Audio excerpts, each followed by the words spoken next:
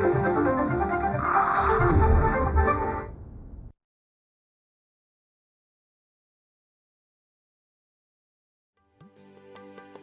भारत शेतीवर अवलंबून असलेला देश आहे, म्हणूनच इथला शेतकरी कायमच भक्कम असायला हवा।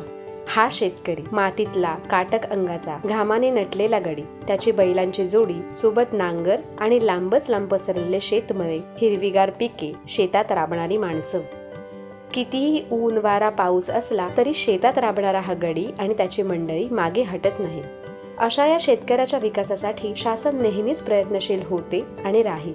आपल्या देशाच्या आणि राज्याच्या विशेषतः शेतकऱ्यांसाठी राबवल्या जाणाऱ्या अनेक सरकारी योजनांपैकी एक विशेष योजना म्हणजे नमो शेतकरी महासन्मान निधी योजना। नमस्कार शेतकरी बांधवांनो, मी सुलक्षणा पाटोळे, तालुका कृषी अधिकारी गोरेगाव, जिल्हा गोंदिया। PM किसान सन्मान निधी योजना म्हणून एक योजना आहे। त्याच्यामध्ये जवळपास 24,728 शेतकरी गोरेगाव तालुक्यामध्ये नोंदणीकृत होते। त्याच्यापैकी 24,327 शेतकऱ्यांची KYC पूर्ण झालेली आहे। तर उर्वरित शेतकऱ्यांची KYC पूर्ण होणं अद्यापही बाकी आहे। जास्तीत जास्त शेतकऱ्यांनी विविध माध्यमातून CSC सेंटर असेल, स्वतःचा फोन असेल किंवा कृषी सहाय्यक आहेत, तर ह्यांच्या माध्यमातून आपण KYC तात्काळ पूर्ण करून घ्यावी, जेणेकरून पुढील हप्ता वितरित होणार आहे त्याचा शेतकऱ्यांना लाभ मिळेल, याची मी सर्वांना शेतकऱ्यांना विनंती करते। त्याच धर्तीवरती नमो किसान शेतकरी सन्मान योजना जी आहे ती देखील राज्य शासनामार्फत राबवण्यात येते। PM किसान आणि नमो किसान जवळपास त्याचे अटी व शर्ती आहेत त्या सर्व सारख्याच आहेत। 1 फेब्रुवारी 2019 नंतर नवीन जर खरेदी असेल किंवा बक्षीसपत्र असेल तर असे शेतकरी यासाठी पात्र ठरत नाहीत।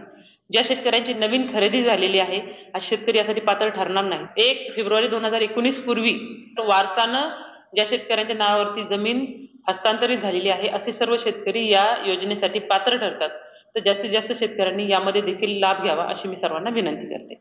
प्रधानमंत्री कृषी सन्मान निधी योजनेअंतर्गत शेतकऱ्याला वर्षाला केंद्राकडून 6,000 रुपये अनुदान देण्यात येत होतं। त्यात भर म्हणून महाराष्ट्र शासनाने नमो शेतकरी महासन्मान निधी योजनेअंतर्गत राज्याकडून 6,000 रुपये अनुदान देण्याचं जाहीर केलं आहे। तर असे एकूण 12,000 रुपये अनुदान शेतकऱ्याला वर्षाला मिळणार आहे। हे अनुदान 3 टप्प्यांमध्ये मिळणार असून महाराष्ट्रातील प्रत्येक शेतकरी या योजनेसाठी पात्र आहे। सगळ्यांना नमस्कार। माझे नाव रामेश्वर नारायण भगत, मुक्काम पोस्ट राहणार तांडा, तहसील तालुका जिल्हा गोंदिया। माझी शेती मौजा तांडा इथं आहे आणि आमची शेती 7 एकर आहे। आम्ही या शेतीमध्ये धान उत्पादन घेत असतो। काही दिवस लाखोडी, चना, गहू हे रब्बी पिकात घेतो।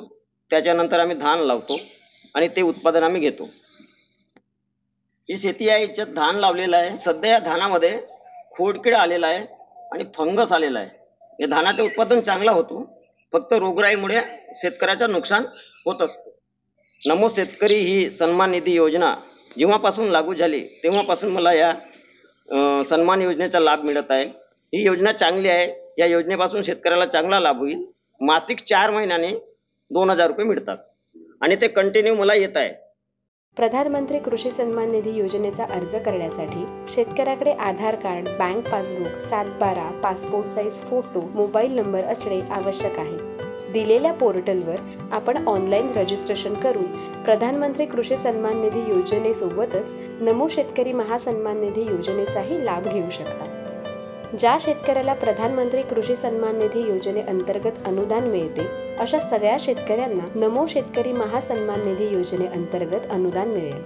शेतकऱ्याला मानाने जगता यावं, संकट समयी त्याला आर्थिक आधार मिळावा म्हणून साकारलेली आणि केंद्र शासनाकडून राबवली जाणारी प्रधानमंत्री कृषी सन्मान निधी योजना बघता तिलाच अनुसरून महाराष्ट्र शासनाने 2023-24 मध्ये नमो शेतकरी महासन्मान निधी योजना जाहीर केली।